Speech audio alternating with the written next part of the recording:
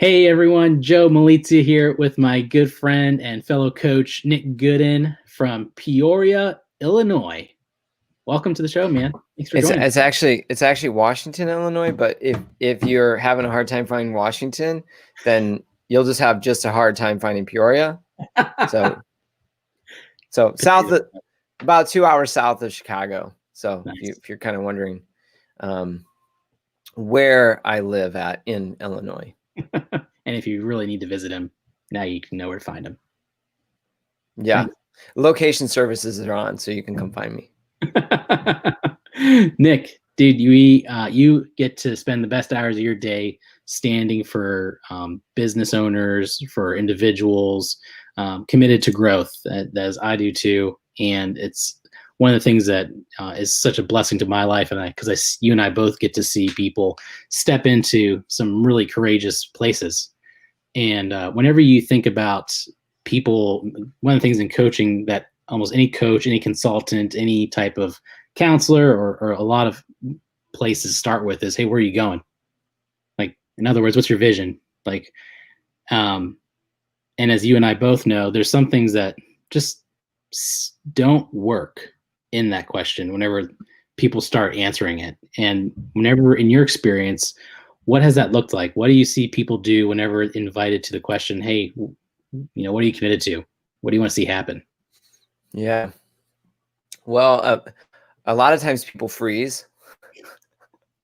Or it becomes a terrible question because all of a sudden they realize maybe they hadn't been as clear as they thought they were about why they wanted to hire me or bring me into their team.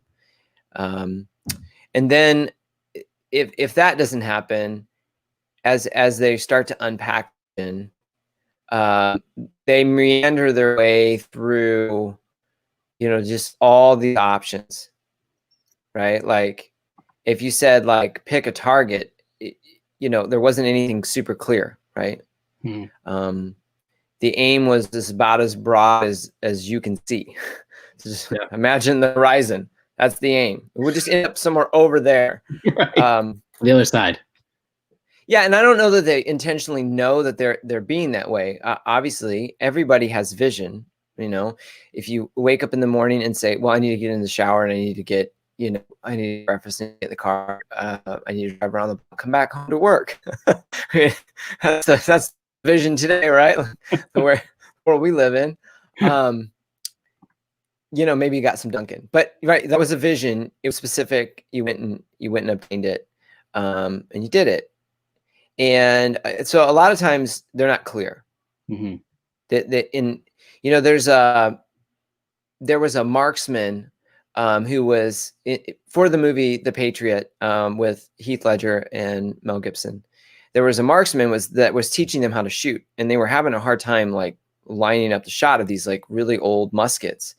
And not that I know that they were shooting actual shots, but they had a guy that was trained to teach them how to use these.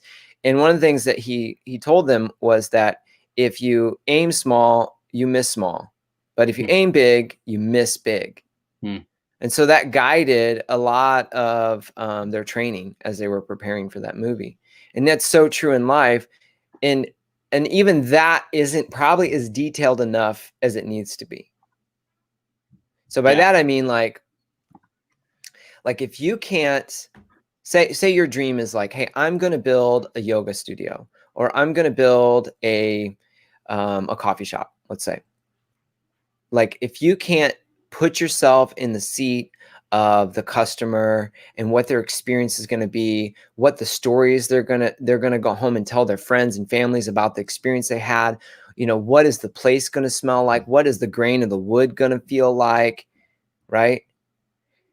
When we get really, really clear, the reward, the value of what we're going after gets really, really clear. But if it's hard to get that clear, that's actually a gift. That means that there's some, if it's hard to get that clear, that's actually a gift. Yeah. Which we just finished saying is like, it's overwhelming. But you're saying it's actually okay. Yeah, if you get if you feel stuck in that, like, well, I just know that I need to take the next right step. I mean, that's kind of a phrase that's thrown around a lot, right? And there's nothing wrong with that. But let's say again, we'll stay with that. If your dream is to open a business, let's say, if it's hard to get that clear, how could that be a gift to you? I'm going to ask you, what do you think it would be, as we're talking about vision? How would opening a business be a gift? No. How would be like struggling to get clear? How could that be a gift? I think it could be a gift because it would, for me, it could reveal blind spots, like things that I'm not even aware of. Like whenever I think about my own visions, like the first time I was invited to create a vision, I was like, oh, be a good husband. Like good heart. Like obviously I want M to love me and me love her really well. But is that, yeah, I can feel like that feeling being stuck of like, man, well, what does that mean? Like, yeah, I mean, making decisions all the time together, doing life together, all these things. It's like, man, I can easily get stuck in it, in just the complexity that I make it. When really, like, I can see how you're saying, like, well, if that complexity was actually a place of discovery and of learning, like that's what's coming to my mind. That's what makes the chaos a little more beautiful, because now I get to say, oh wow, this is what's really happening in my marriage. Like, oh wow, this is what's really happening with me as Joe, who then I get to share with M, or my family, my kids, my clients, kind of thing. Like that chaos turns into a beautiful resource because I get to figure out who I am, like discovering who I am. Yeah, so I hear you 100% there, and really what it is like I'm gonna change the language just a little bit and just say that it's like a mini crisis, right? Like in the word crisis means to reveal. So the breakdown in that moment of like, well, I can't really get clear about what it is I want to do next, right? No problem, great. Now we can get clear about where you're actually at.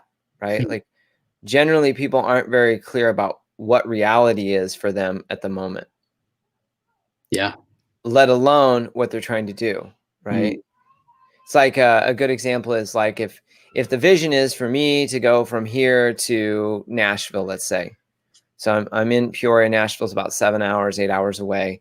I make a list of all the things I need to do along the way. I'm going to stop and check this out and get gas here, get food, somewhere here, or I just might be a little more free spirit. I'm going to hop in and just go for it, but if I don't check condition of the car, right, that there may be a breakdown coming. And if the breakdown comes, what does it reveal? It reveals what's broken. Yeah. It reveals that there's something. So there's an issue. So just for everyone to take a second as we're talking about vision, to slow down, take a deep breath. And if you feel a sense of like, I am the most unclear person, as you were talking about getting really, really that tangibly clear that I could feel the gray of the wood placed in a bill, that my brain doesn't do that. It's okay. Take a deep breath. Doesn't mean there's something wrong with you. It means that maybe you're not as clear about what you want. And let me say, I'm getting to what I'm going to say about that is you're not as clear about why you want that. Does that make sense? I'll say it again. Yeah. It's probably because you're not as clear about why you want that, like your intentions behind it. Yeah. So, Simon Sinek, and he's not the originator of the word why, but he has a lot of content out there around, starting with why, understanding your why, whether you're an organization, you're a team, you're working on a project, or you're an individual that's just moving from point A to point B. Understanding why it is you're going there, right, will allow you to start to examine and make some decisions around all the things that are going to eventually come up along the way. Yeah. Nick, right? then Like the resistance is coming. As soon as you set your first, just point your feet in a direction, all manner of resistance will be released upon you. And if you haven't read it, The War of Art, not The Art of War, The War of Art by Stephen Pressfield is a phenomenal book where he talks about, not just for creatives. I mean, this could be for anybody. I mean, I spend a lot of my time in the creative sphere, but I think anybody's a creative. And this book really talks about all the resistance that shows up: our ego, fear, you know, an earthquake, you know, people that make really bad decisions, you know, your mom, cat, I don't know, whatever. It's all coming. And that's not, I'm a very optimistic person. So just being really clear about not being blindly optimistic and not being pessimistic, but to really expose and understand, like, where am I and why do I want this so bad? And when I get over there, what's going to be the payoff? You know, like for me, what's going to be payoff for maybe my family or my customers or my team or my company. Like, just being really clear about that. And that, I mean, I'm going to sidebar this for a second and talk about teams. Most of the time when you're on a team, everyone in the room has a different definition of success for the vision. Even if the vision is fairly clear, we got to make this video and put it up on Instagram. And the video is going to be about X, blah, blah, blah. But no one goes around the horn and asks everybody in the room, hey, how are you measuring success? What does success look like for you? Right? That's really the aim. Yeah. And when we're not clear about that, everybody kind of goes at their own pace. They have their own level idea of success. So if everybody could just get that out on the table and really understand that we're all coming from different positions and that we could all collectively come to a consensus around what success means for this project or this vision. And so that we're all working towards that. Instead of working towards our own thing of like, I want to be cool and I want to make this thing and whatever it may be. Like all that stuff could not matter at all, or it could be really important. Right. So I'll say one other thing about vision, because I really know where we've talked a little bit about this, where we hope to get with this conversation, but generally without a very clear aim. And when I mean clear, like really clear, two things can happen. One, well, lots of things can happen, but one, we can get really tricked as distractions tend to masquerade themselves as opportunities. So these opportunities come along and like, oh, this person wants me to come help out on this thing over here. And that seems kind of like my thing. I'll go do it. Right. Yeah. And then we sit around and we complain about how we don't have enough time to pull off our thing. Yeah. Right. Great breakdown. Chasing the shiny objects. Yeah. And and again, perfect. You have a breakdown there. You're complaining about something. So we'll talk about that here in a minute. But the other one is that when we're not really clear, it can be very easy to get these two things mixed up. The difference between, forgetting the words now.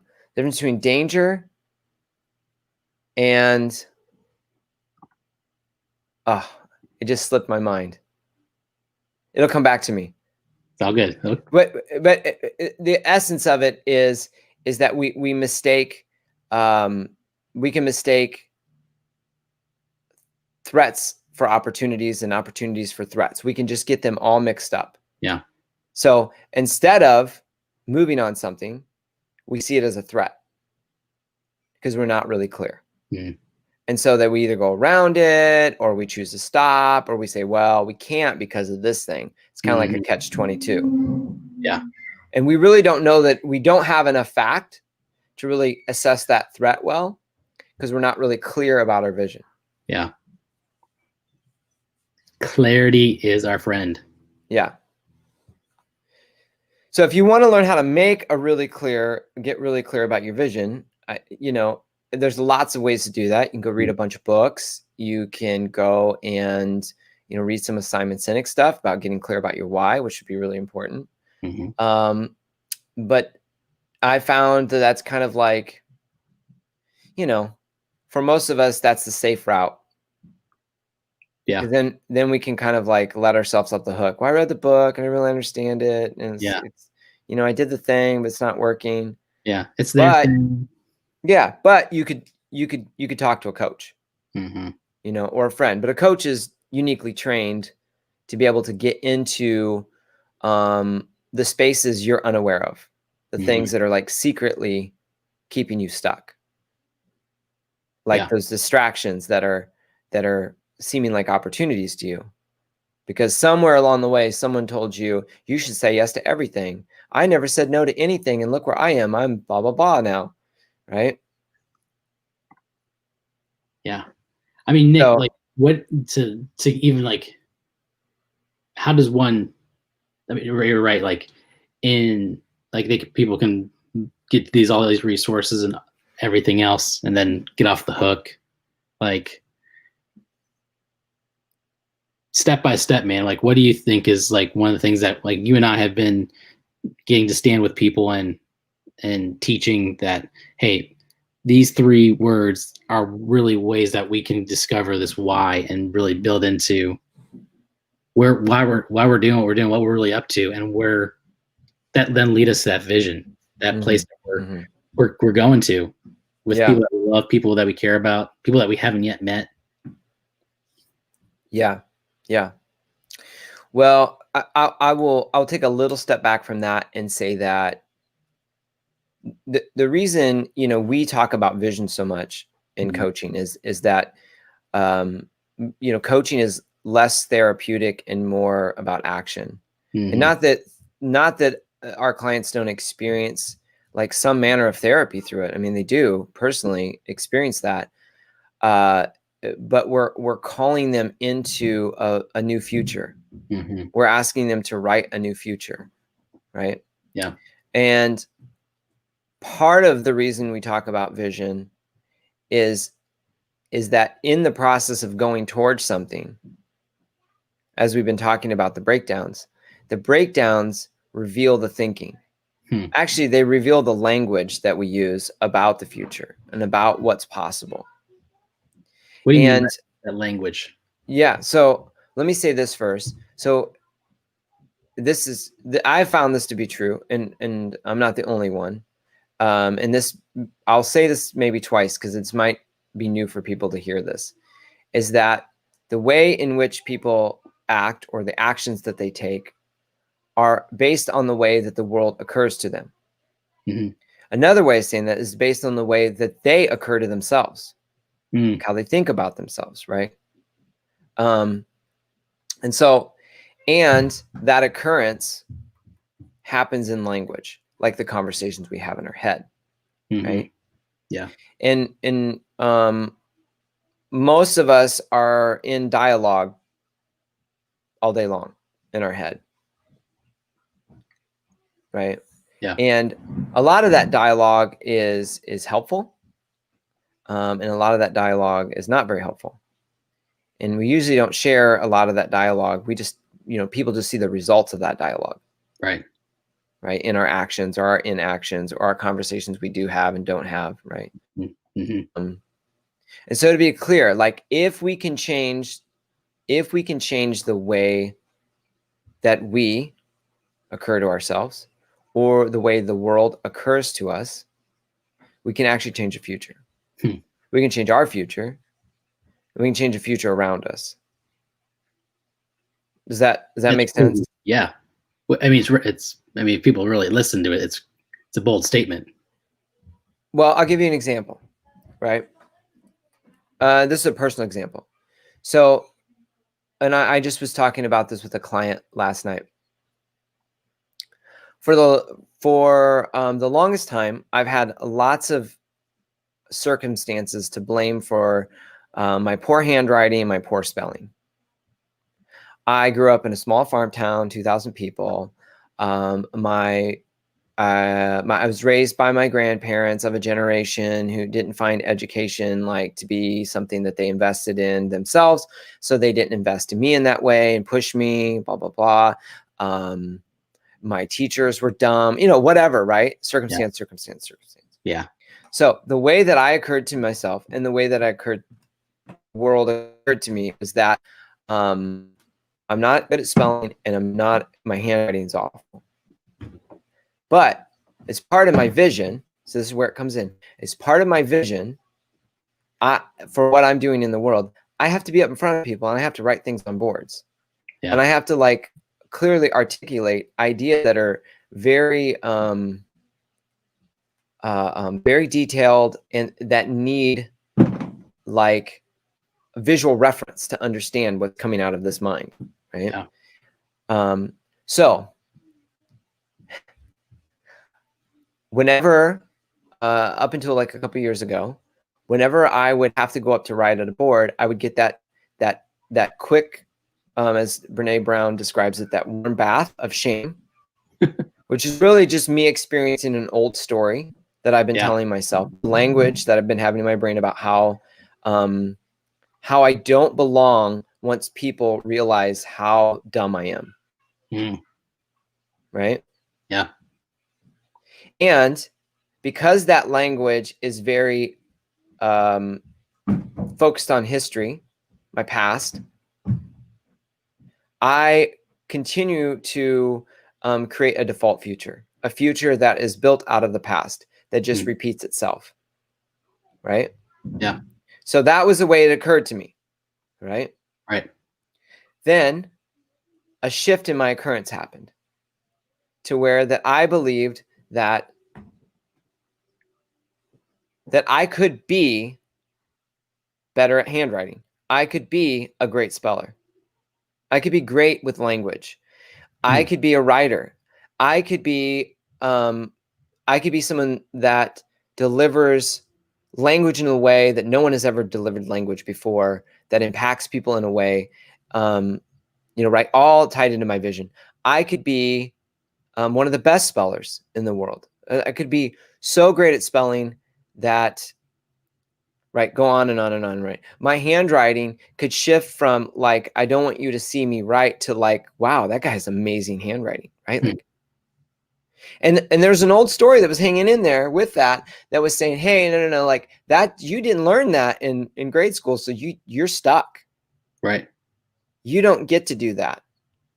So my vision for life, what I want to do in life, here it is. Here's this breakdown on the side of the road that is coming every time because of my perspective, the way that I perceive the world, the way I perceive myself, right? I mean, even what I think about, people are thinking. Yeah. So picture yourself in a room and Nick's up at the board and he's writing and he misspells something clearly easy to spell or something, or his handwriting's so bad that you can't read, so the whole time, instead of actually being engaged in what's the most important thing, all I'm doing is thinking about what everybody's thinking about me. So my potential goes from, let's say, 100% down to like 10%. And then because fear is kicked in, my brain parts of my brain go offline. And, I either freeze, fight, flight, fool, appease, whatever, some manner of protect. That's what's happening. My brain's going, okay, I know this. You felt that before. Remember third grade? Oh yeah, here it comes. You're going to be laughed at, like whatever, right? So now I'm completely disconnected. I'm not even connected to what I'm trying to present. I'm trying to stay in it. And so what do they get? They don't get me. Yeah. They get the version of me that I'm projecting based on what I think that they're seeing. I don't know what the hell they're seeing. Yeah. And nor does it even matter. Right. Really, it doesn't matter. Yeah.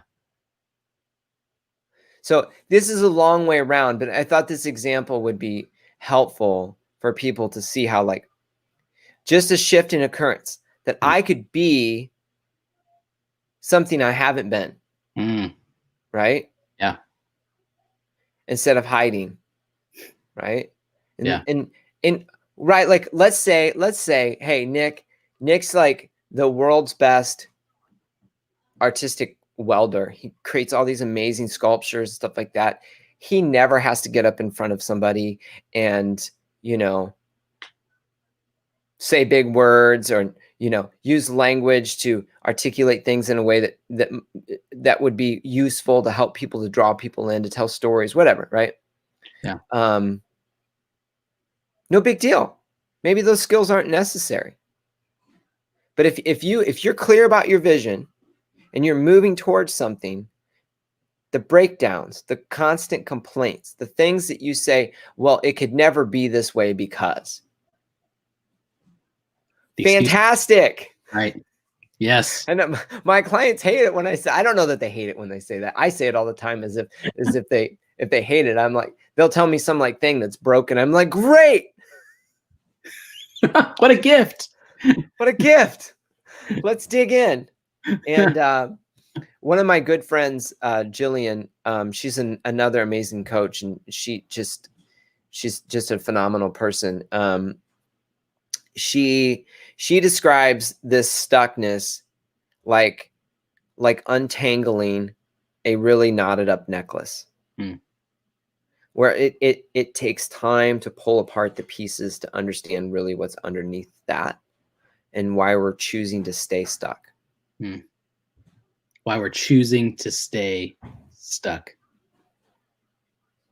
Friends. Did I missay that? Did I would argue no. Was it an accident? It was not an accident. No. Very strategic. And that's a conversation. If you're in a place right now, friends, where that's like rubbing you the wrong way, like, would you be so bold to reach out? Like, Nick and I would love just to stand with you and listen, not correct. Like, hey, there's something that wants to be shared, something that needs to be discovered, something that is an opportunity, like we've been talking about.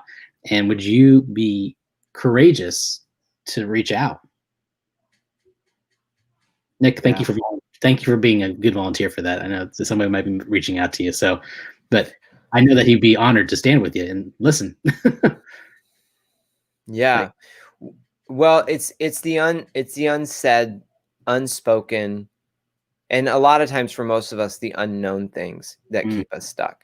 But there are choices that most of us are unaware of, that are available to us. And we're usually stuck in some lie, some old story, or we like it the way it is. There's something about the breakdown we actually like. And that might be hard to hear too. But let's just say, for the sake of it, right now, if you're hearing that for the first time, there's something about your breakdown. Well, you're telling me my divorce, there's something I like about that? Well, I don't know. I don't know you. Maybe. Are you telling me that there's something that I like about my porn addiction? Yeah, I think I can hit that one on the, yeah. Are you telling me there's something I like about my husband always being late, and me like being late to, go pick up the kids and be able to, are you telling, right? Like all these things. Are you telling me that I like that? Well, what if you did? What if you were getting something out of it?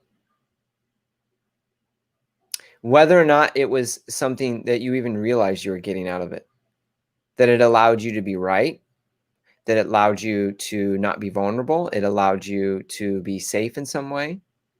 It allowed you to shift the blame. It allowed you to have a card to play someday when it's your turn to be late or whatever it may be, right? There's usually some payoff, reward that we're using just to keep ourselves safe. And again, hey, don't hear this as like condemnation or like, you know, if yeah, I mean, really, if your perception right now as you're hearing this is, well, that's really rude, guys. I can't believe you guys are so insensitive. I would just ask you to come back to sit with it for a minute and ask, well, is that true?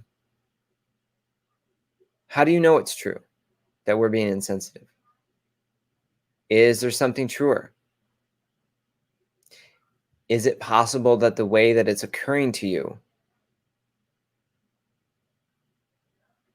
is elevating the sense of threat?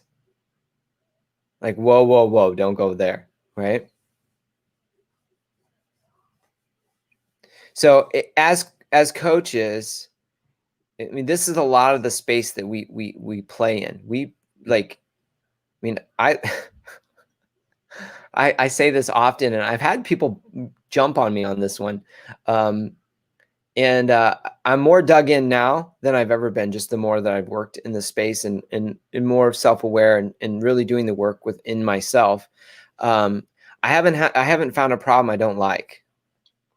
Like the breakdown is like really thrilling. Sounds awful. Gluttons for punishment. Yeah, I just knowing that this is where growth happens. Like it's gonna feel like muscle fatigue to a lot of your brain. And the great thing is that we have all this great neuroscience now that backs this whole conversation up, top to bottom. That we can see how a lot of this is working inside the human brain when they're making decisions, when they're in conversations, when they're working on a team, when they're working with a spouse, whatever it may be. We know now that so much of our brain is still being developed even up until the point that we're like 35, like the prefrontal cortex, this front area right here.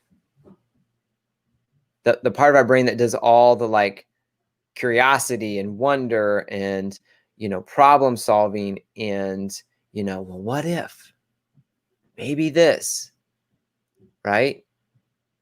That like conjures up hope and finds solutions.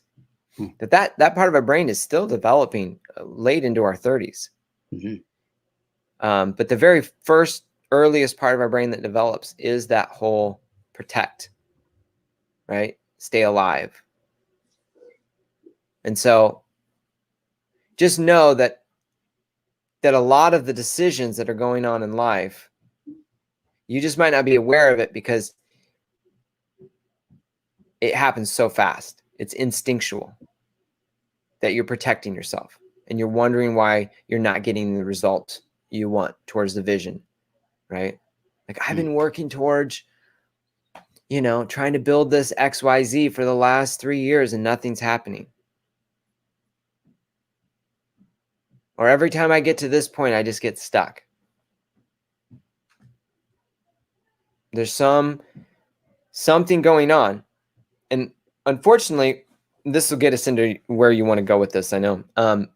Unfortunately, what happens is, I don't know, maybe it's just Western society. I don't know if this is worldwide. I haven't done the research to see this, but I think culturally we've been taught in this country that when there's some sort of breakdown, that we need to look outside of us to find a solution. Right? And so we go to the shelf, we pick a new system, right? Like, oh, I'm not doing a great job at getting up in the morning. So I read the 5 a.m. Club, and which is totally a great book. Right. And so now I got this whole system in place. I'm going to get up at 5 a.m. I'm going to do all these things, blah, blah, blah. And then a month later, you're not doing it anymore. Well, that system didn't work. So you go find another system. Right? Blame's not on you. Of course not. It's just the circumstances around you. Right. So you just go find a new system. Right? Teams do this all the time. Companies, corporations, they do this all the time. All the time.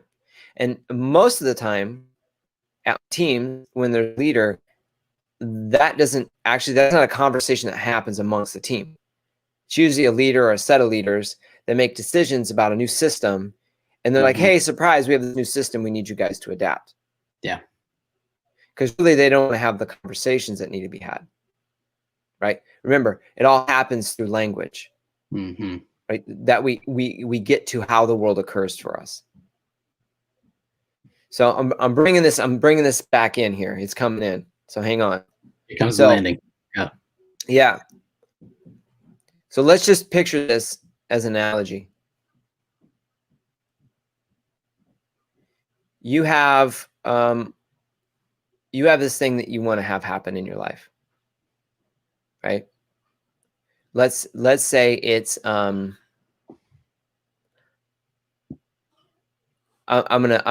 making up a real world example, and I'm not going to use enough information. One that you and I see all the time. I want to start my own business. Well, yeah, I got a real world example that's really great. So let's call it a business. All right. So this person I know that I'm working with right now, they want to start a business. Okay. So in their mind, the business that they want to start, there's some part of their mind that is telling them that they're really not able to do this. They're not ready. They're not good enough. And for those that are listening right now, you might say, well, like, I don't think like that. Great. Well, let's just hang on for a minute. Okay. And they keep trying to get it off the ground, and it keeps breaking down. And so during some discovery, some conversation, we find that there's all these old stories running about how I don't want to be misunderstood. That's a big one I hear a lot. I don't want to be misunderstood, so I'm not going to step out, or I'm not going to ask for help, or I'm going to play it safe, right? I'm only going to go to this line instead of a little bit further. So the container of my potential is really pretty limited within all these stories, right?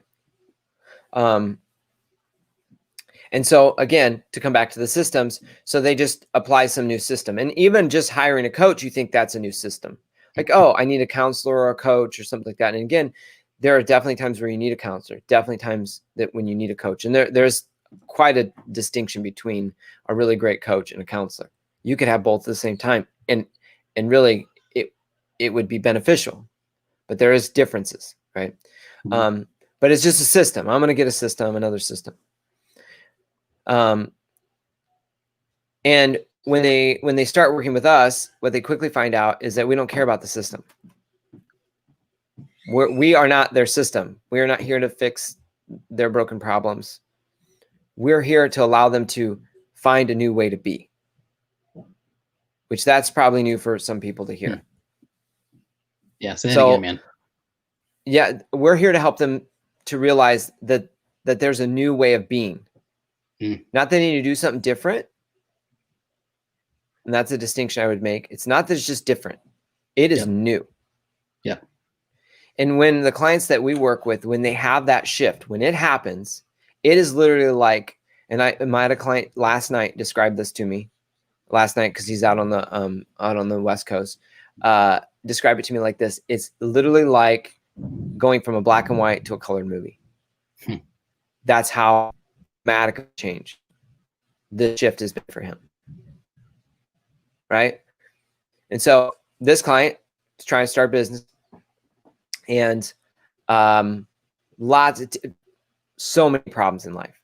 Has had so many problems, so many breakdowns, been through so many different levels of like counseling and treatments and all kinds of stuff. And literally nothing's helped. For a period, it's helped. And again, nothing wrong with what he's experienced. But when you don't realize that the problem, when you consider the problem to be outside of you, Like there's something wrong with them. There's something wrong with it. There's something wrong with, the lighting's not just right today, so I'm not going to write, whatever it is, right? Mm-hmm. Then the circumstances are always going to hold you hostage. Yeah. So I don't know. We don't have a slide for this, but I think it would be really helpful. Is that if we could, if someone had a piece of paper, they could write this out. If they don't, that's fine. It's okay. But just imagine, and I alluded to this earlier, most of us in our society, we experience, again, something breaks down, we just go to a new system. And that's very much a taught to us through our whole like process of schooling. Okay. We do these things, right? Go to school, we get good grades, right? We get to go to college, right? We get a degree. So we have this degree, okay, which allows us to get a really great job at a firm, or really great job at this company, our dream company, or whatever like that, so that we can be whole, so that we can be fulfilled, so that we can be worthy, so that we can belong, so that we can whatever, right? So all of a sudden now my entire identity is attached to these things I've done, so I could have this certificate, or I could have whatever, so that I could finally be, right? What happens when all of that breaks down? I mean, this happens every day all over the place. It happens. There's nobody that's exempt from this rule. No. Nobody. No. I don't care how successful or how like broke you are. It doesn't matter. Yeah. It truly doesn't matter. If you are the richest person in the world or the brokest person in the world, you can share this common ground. Yes. Right. Everything's taken away. Mm-hmm. Your job crashes. You screw up. You drink too much one night. You crash a car, and you got to go to jail.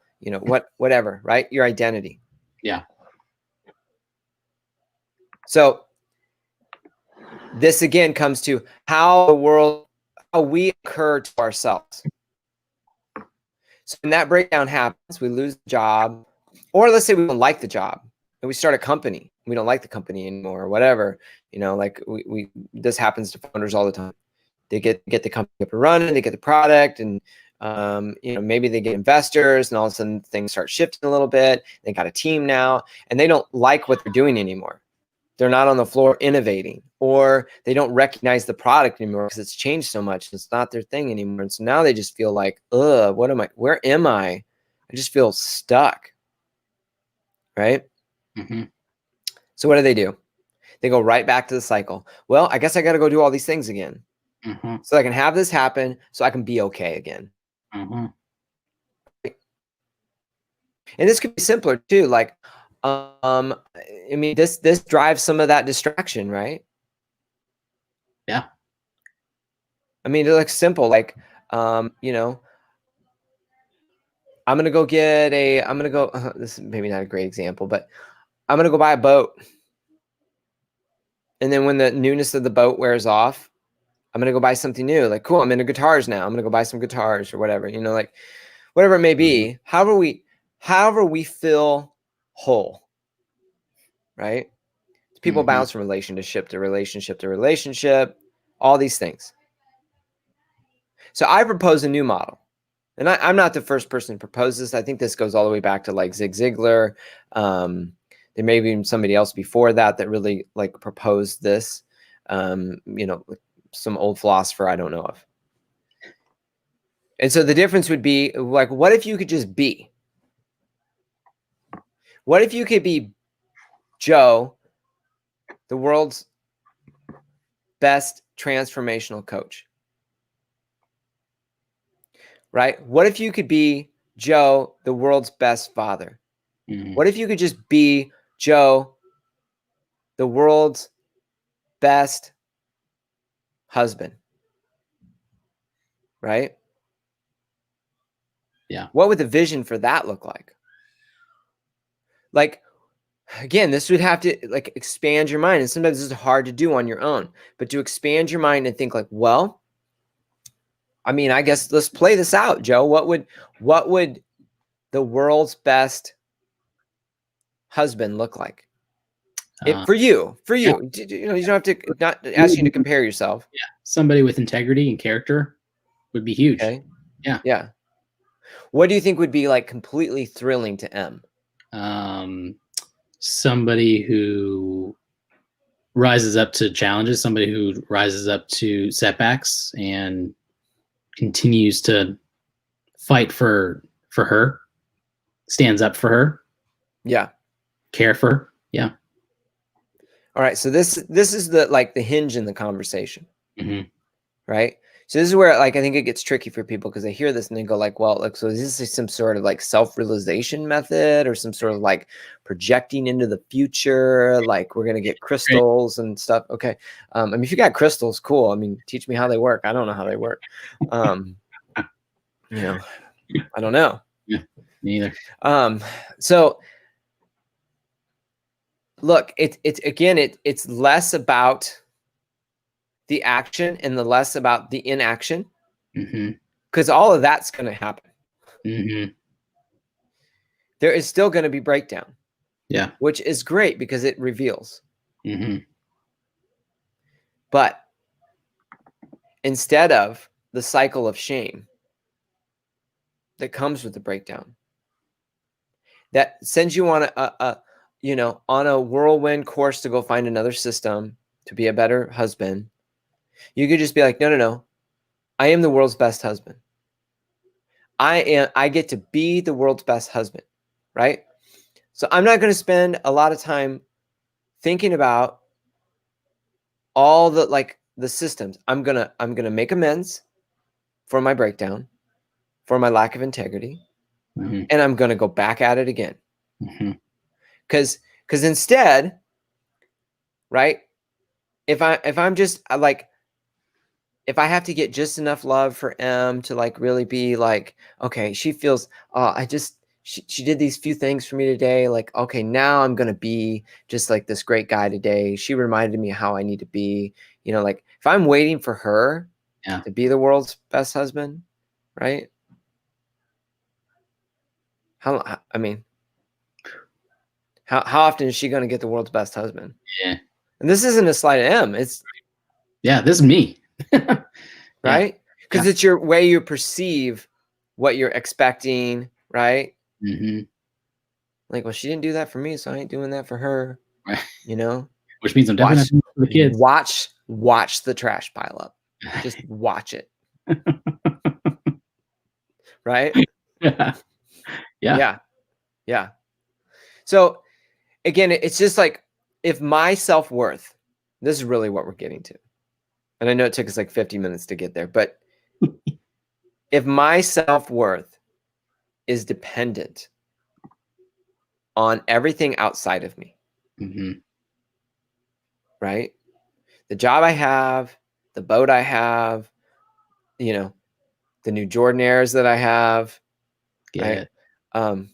Right. How my status looks to my friends and my colleagues, right?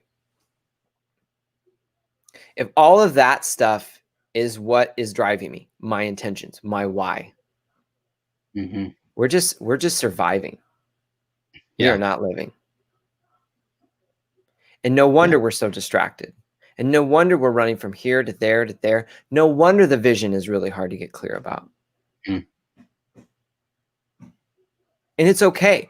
I guess the thing that it seems like maybe I might be coming at it the hard way. Like, let's beat you up a little bit and then we'll tell you it's okay. But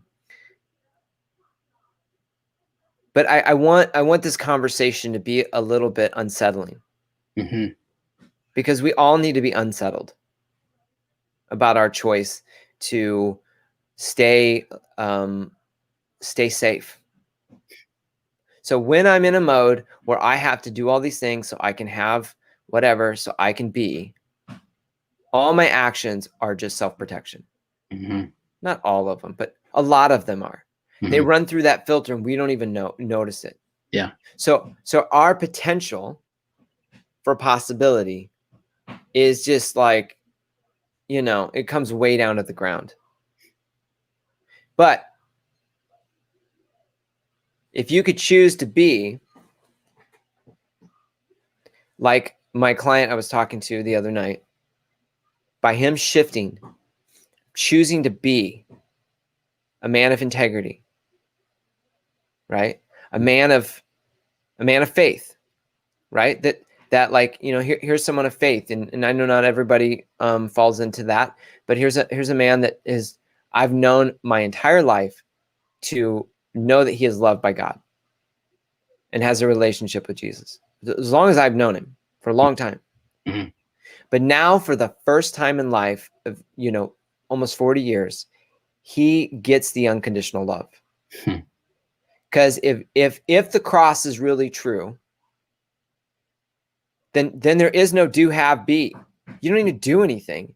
Right. You just get to be forgiven. You get to be worthy. You get to be enough. You get to be accepted. You get to be the kind of father, the kind of mother, the kind of brother, right? Doesn't mean you're not going to mess it up, but it changes the whole perspective of the mess up.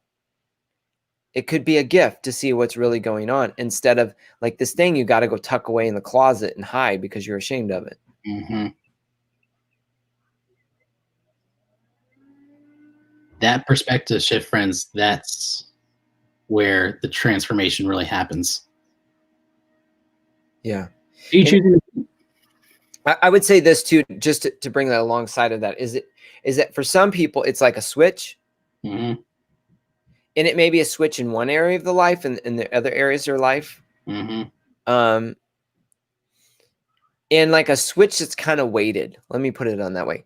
Like, because like, again, to go back to the neuroscience, literally you have Grand Canyon deep neural pathways that are built from your childhood, coping mechanisms, things that are built in to keep you safe. Nothing wrong with that. You need to be like, oh, this car just pulled in front of me, hit the brakes. Right. It's good stuff. Right. But if that's getting in the way of you taking action towards your vision, well, now we got problems. Mm-hmm. Right?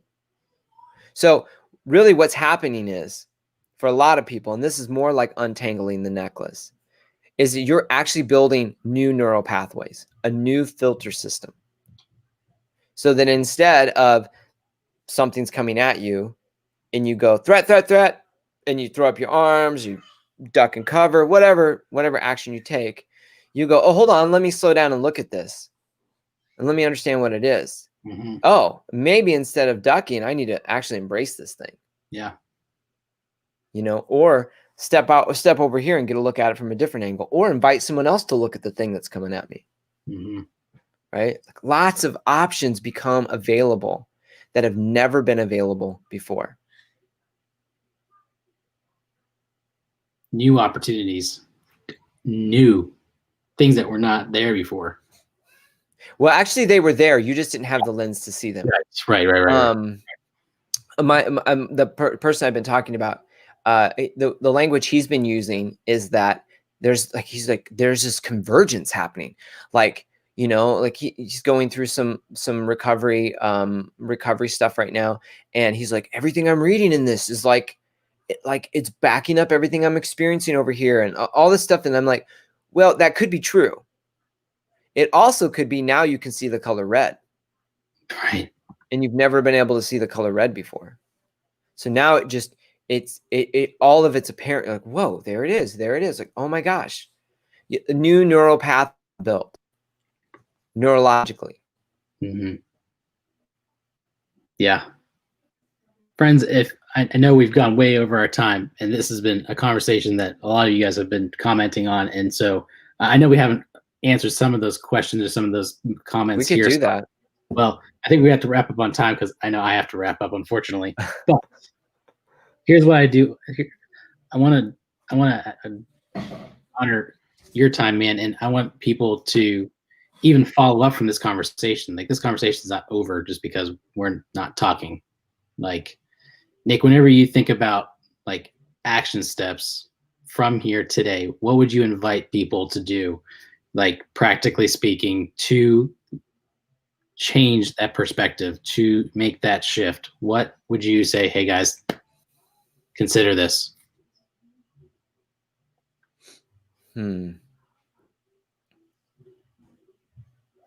Well, I would, here's the first thing I would say. If you haven't spent time with yourself in a long time, like drive out to the country, go for a walk in the woods. Even if it's like a complete wreck and you feel unattached and nothing happens, and like, great, do it again. Like, and then the second thing is like, you need a safe space to like get these thoughts out. Mm-hmm. Like, some of you are moving so fast, you're not even thinking about the thinking, right? Some of you are just like, it's all you do is think about the thinking. And like, where are you? You know, maybe you even heard people say that to you before. Where are you?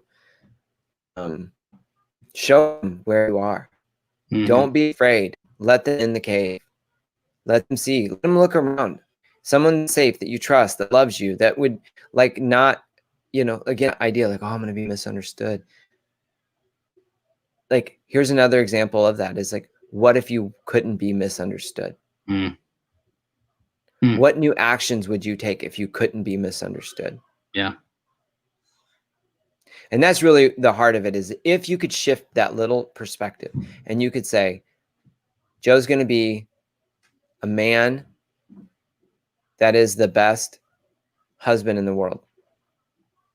What new actions would that guy take? Right? Not different, but new. What new actions would he take? What new things would he start thinking? Maybe he'd start wondering more about what M's thinking and asking more questions. Mm-hmm. Right? Yeah. Sorry, we went over. I didn't realize. No, it's all good. This, trust me, this is powerful. Like, friends, check out. Is it nickgoodin.com or Nicholas Goodin?